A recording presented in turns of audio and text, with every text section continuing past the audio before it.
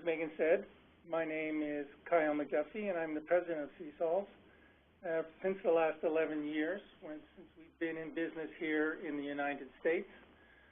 Before that, I did lots of other things, so I thought I'd spend a couple of minutes talking to you about my personal background and why hopefully I can share some knowledge that I've gained over the many years of doing this. So I originally started out doing LIMS and lab automation work in the 80s, so 1982, 1983 vintage, before there was actual commercial LIMS solutions, and did my first LIMS and lab automation LIMS-specific project starting in 1986. So I'm an old guy, so I've been around the block a bit. Most of that was working in the chemical industry. After a few years of that, I went out into the consulting business. So in the mid-90s, was heavily involved in computer system validation work. And really, since that time, I've kept my hand in that area of the work as well, which is more the regulated industries and what we're going to be talking about today. So I've got a lot of expertise over a long period of time, and hopefully I'll be able to share some useful information that we've gleaned over the years on this particular topic. So what are we talking about today? We're really talking about how you go about estimating first the effort associated with a validation, and then secondly, how do you execute somewhere near your estimated effort? I mean, really that's what the purpose of this webinar is. Now, that's a complicated topic, so we are going to be necessarily a little bit high level in some of our discussions today, but hopefully I'm going to give you some good rules of thumb that you can use to help in your project execution. We will have a couple of interactive surveys going on during the webinar, where I will be asking you some particular questions and hoping to get some feedback from you in order to target my remarks. So one of those will be coming up in a few slides, so be ready for the latest and greatest webinar technology. So but let's talk about the agenda then. So first of all, we want to talk briefly about computer system validation and how that fits with the implementation process for these type of projects, specifically LIMS and lab automation related projects. Secondarily, I want to spend a few minutes talking about risk assessment and risk management, some tools that you can use and how this can be applied. Those of you that are in this space are probably familiar with the GAMP4 and GAMP5 methodologies, and we will be using both sets of terminology today. What we find in 2012 is that some people are much more comfortable still with the GAMP4 terminology. Some people are more comfortable with the GAMP5 terminology. So I've got a little bit of both in this presentation. Third thing we're going to talk about is, okay, so what about the people and the skill sets that are necessary to effectively execute validation projects? We're going to talk a fair amount about leveraging vendor testing and vendor scripts.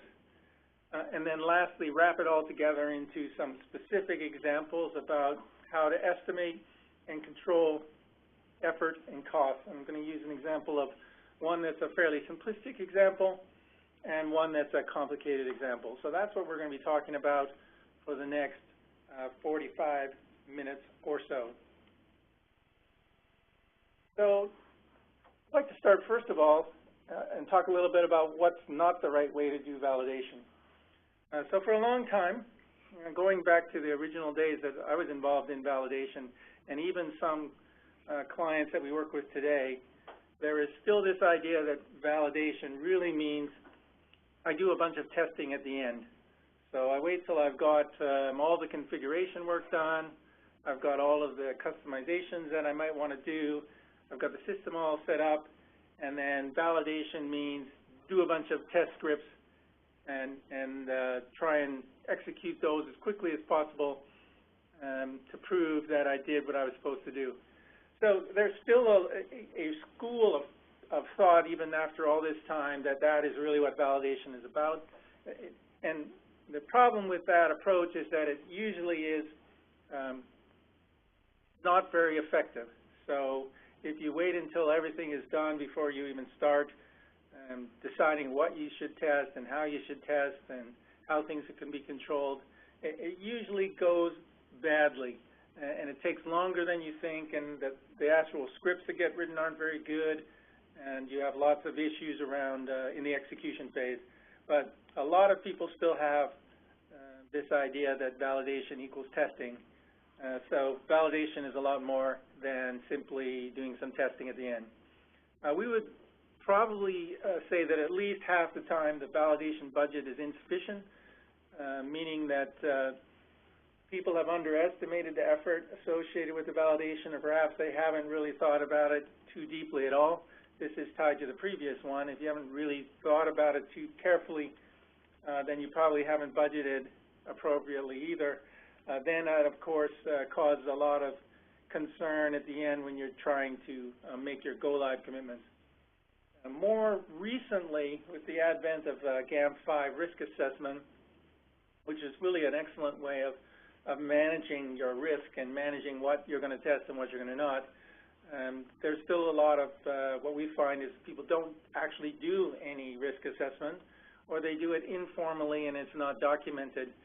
Of course, this is a problem because if it's not documented, then you really can't defend why you chose to do this and not do that.